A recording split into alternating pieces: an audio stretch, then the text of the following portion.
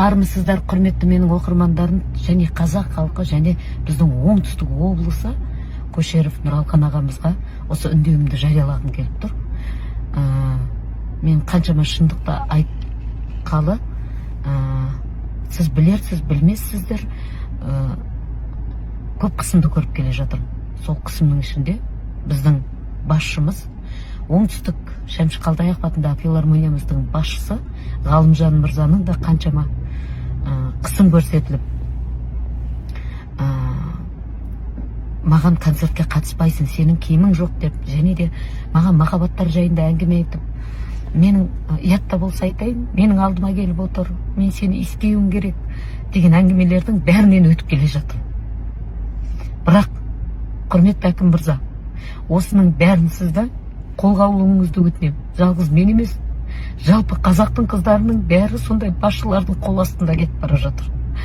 Басшылардың қол жаулығы болып кетіп бара жатыр. Ертең қара көз қыздарымыздың қаншама осындай басшыларға алданып, қаншама осы интернет желісінде бір-біріне көмек сұрап жүргендері қаншама.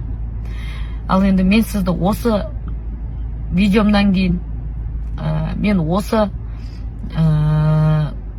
жазбамнан кейін, мен сізді өзі қолға алады ғой деген үмітпен жазып отырмын.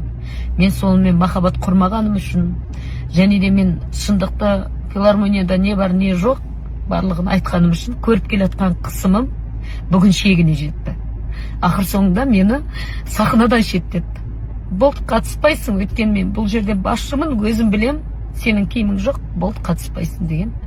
Кәдімгі барша жұмысшылардың көзінше айқайлап, мен ар-намысыма тиіп, бүгін сондай қорлық.